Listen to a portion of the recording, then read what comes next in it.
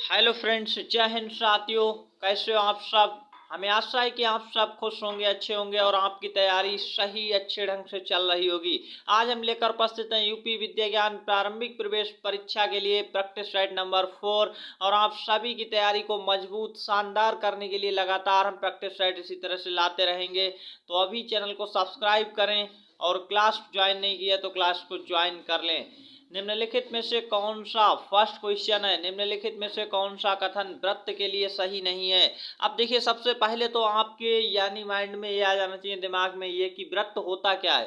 तो आपको वृत्त का मतलब होता है सर्कल यानी गोला, इस तरह का जो होता है, इस तरह से एक वृत्त बनता है। यहाँ पर बहुत अच्छा नहीं बना है, लेकिन आप जब इससे कंपास उससे बनाएंगे तो अच्छे से बन जाएगा।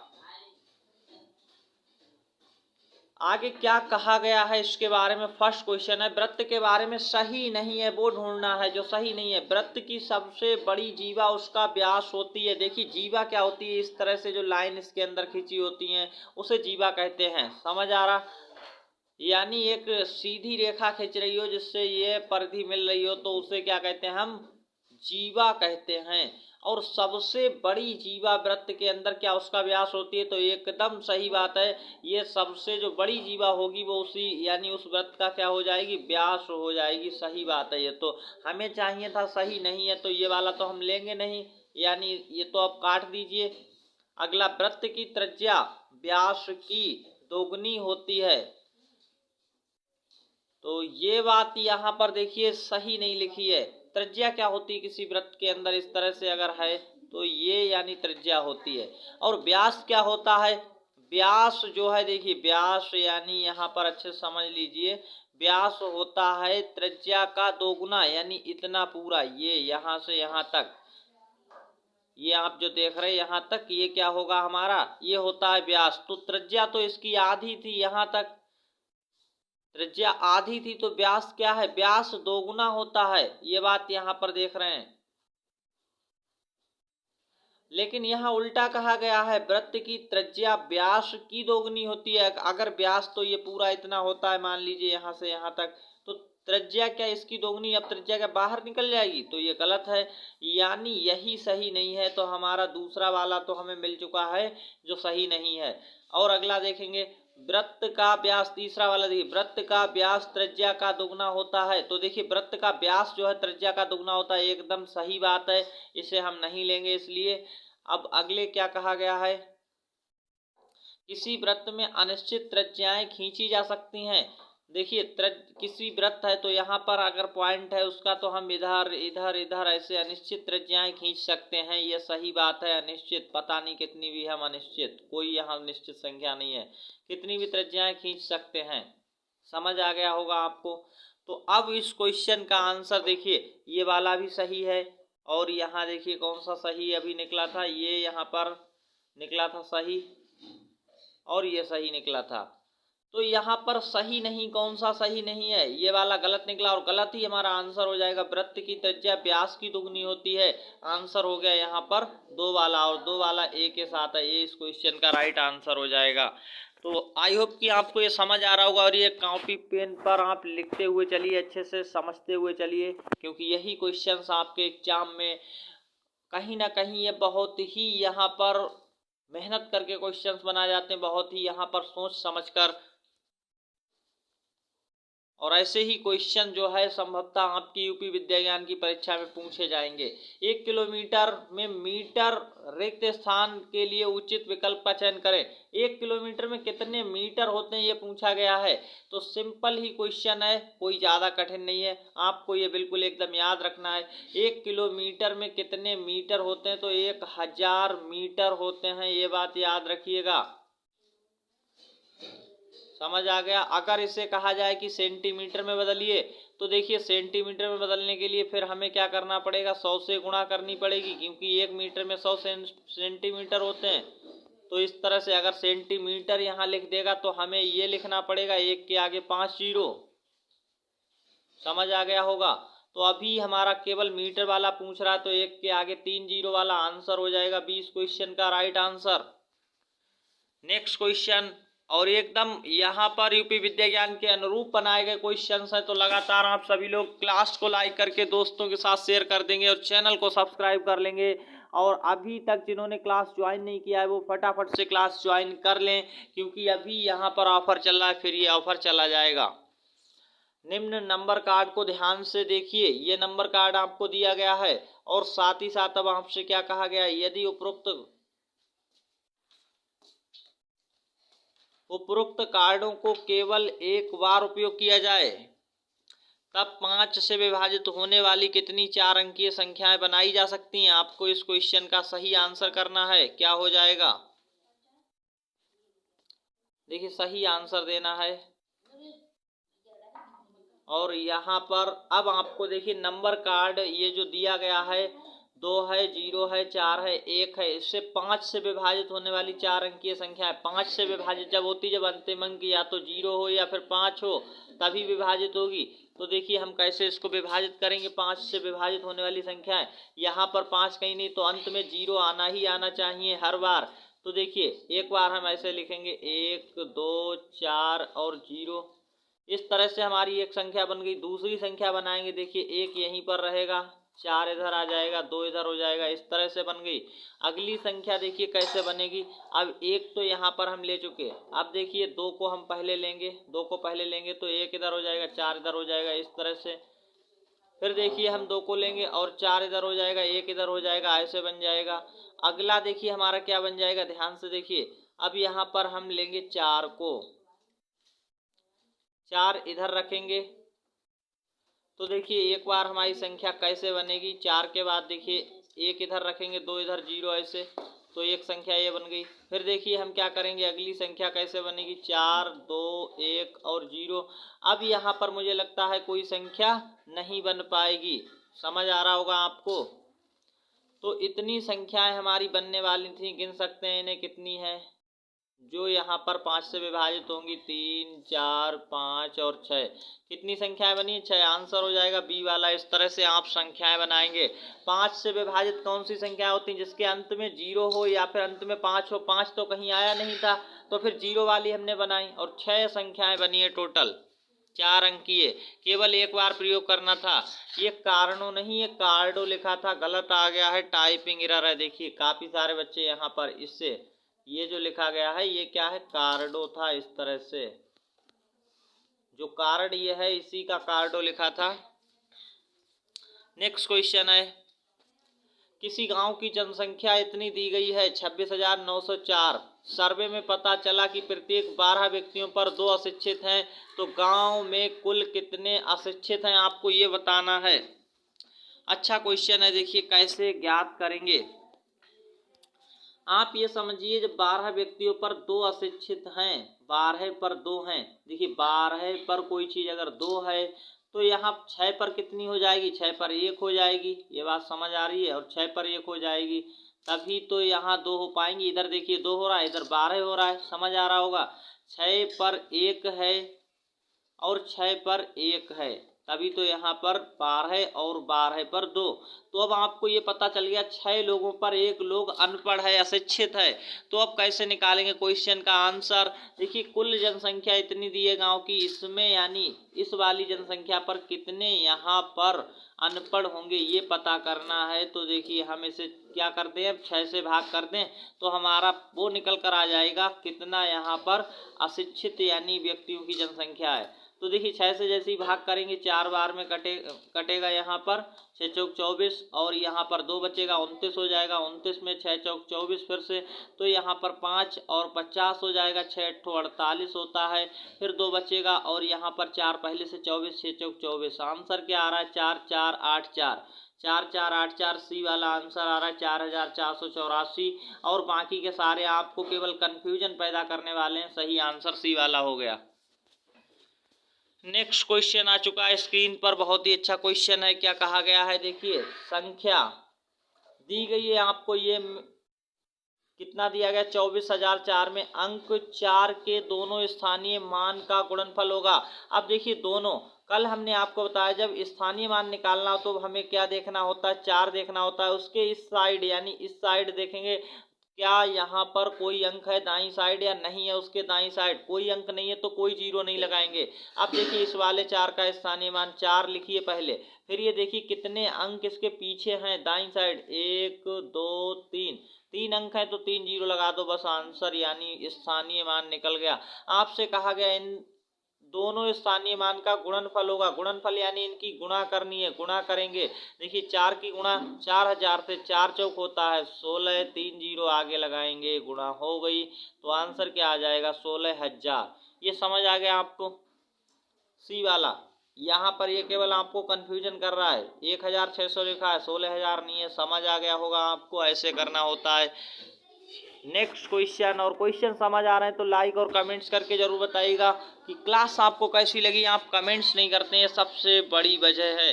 कमेंट्स करना सीख लीजिएगा, घर में किसी से भी पूछ सकते हैं, अगर आपको नहीं आता है तो आप हमें बता देना, हम आपको कमेंट्स करना भी सिखा देंगे।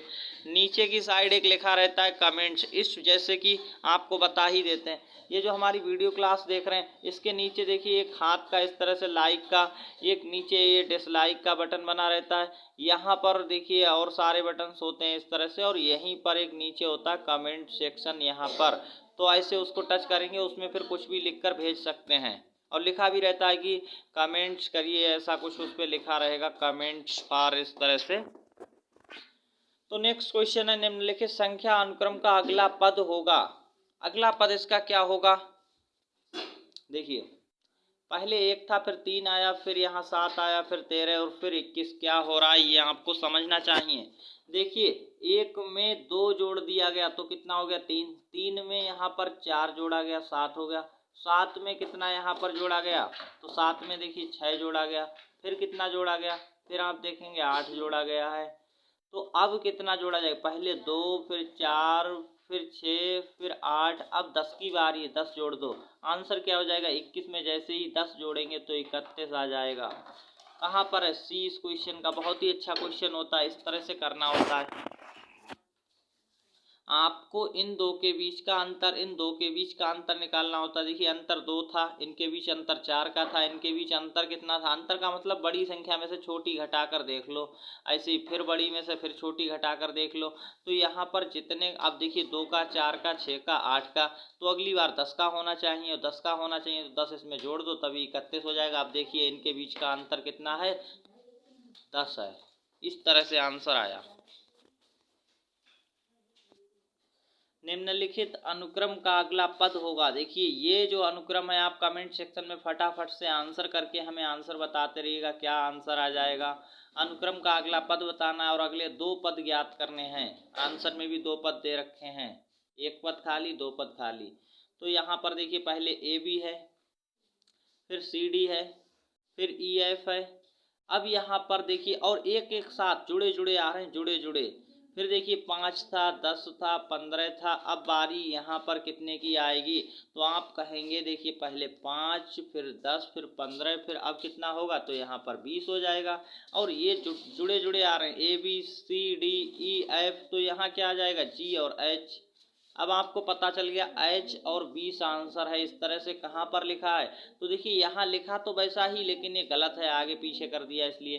फिर देखिए एच 20 सही आंसर बी में मिल गया, बी वाला एकदम सही है, तो हमें आगे देखने की जरूरत भी नहीं। और यहाँ गलत भी लिखा है 25 25 तो गलत है, 20 क्वेश्चन का राइट आंसर हो गया, समझ सकते हैं। नेक्स्ट क्वेश्चन, अगला क्वेश्चन नंबर यहाँ देख सकते हैं 8 आ चुका है आपके सामने। निम्नलिखित प्रश्न में दिए गए विकल्पों में से विषम विकल्प चुनिए। हमने आपको कई बार बताने की कोशिश कर चुके हैं। विषम का मतलब देखिए इसी को हम क्या कह देते हैं, भिन्न भी कह देते हैं। और भिन्न का और विषम का मतलब क्या होता है ये बात आप समझ लीजिए। इसी का मतलब होता है अलग। क्या होता है? अलग।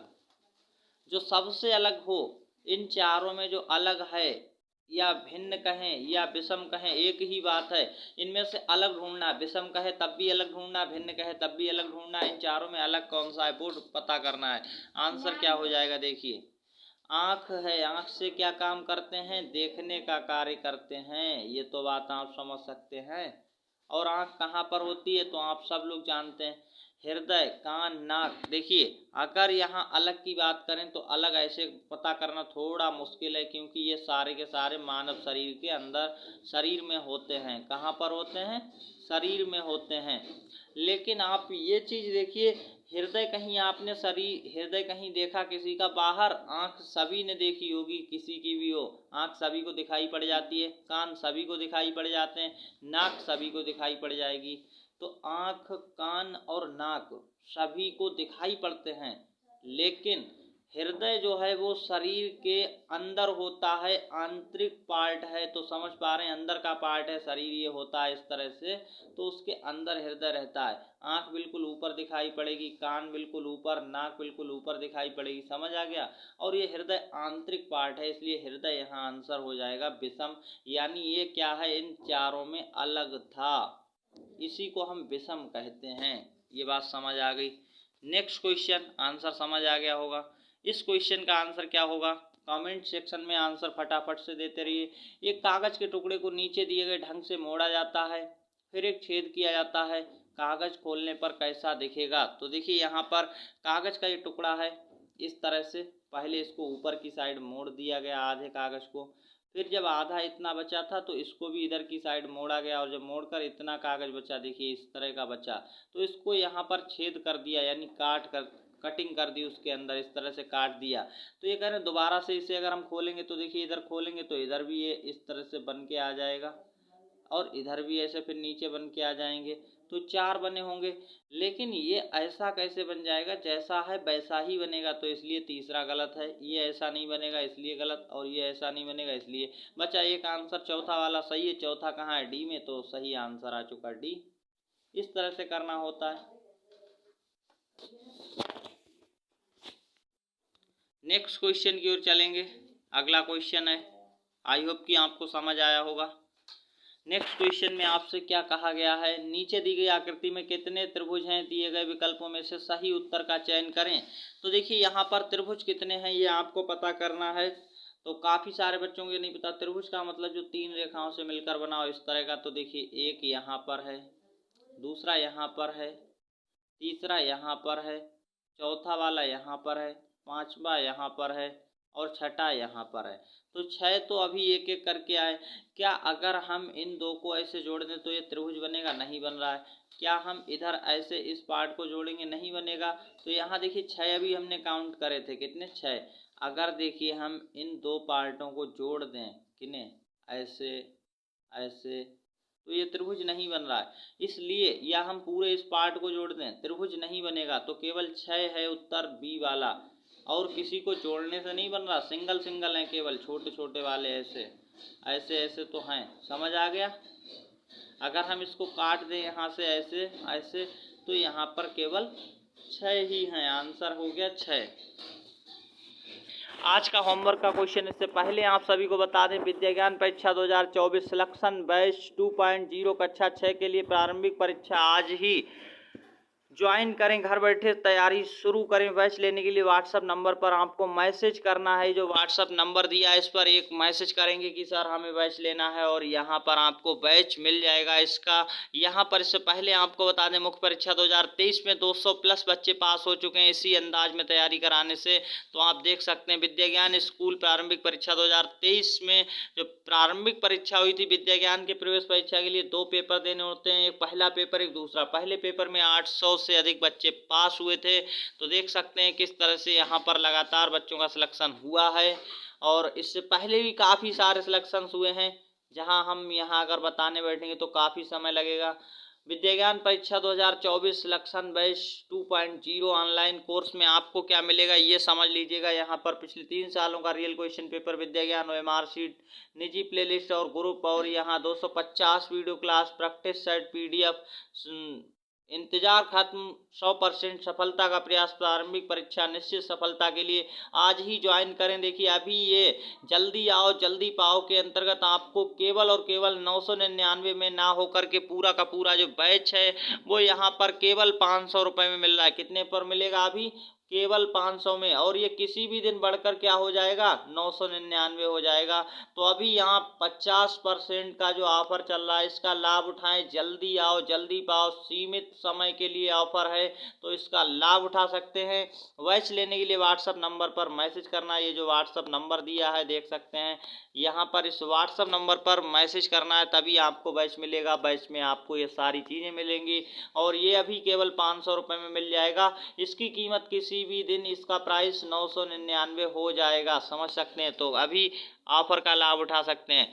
इंतजार करने वालों को सिर्फ उतना मिलता है जितना कोशिश करने वाले छोड़ देते हैं। तो इंतजार किस बात का, जल्दी आइए और जल्दी पाइए, अपनी तैयारी को मजबूत बनाइए, अन्यथा आप भी पछताते रह जाएंगे। तो इंतजार किस बात का करना, जल्दी आओ और जल्दी पाओ के अंतर्गत आप भी यहाँ पर अपना एडमिशन ले सकते हैं। धन्यवाद, मिलते हैं कल नेक्स्ट क्लास में, तब तक के लिए ऑल द बेस्ट, खुश रहिए, मस्त रहिए और कमेंट सेक्शन में बताइए क्लास कैसी लगी है। आज का होमवर्क का क्वेश्चन एक बार देख लीजिए, कैसा क्वेश्चन आपको दिया गया है, इस क्वेश्चन को सॉल्व करना है।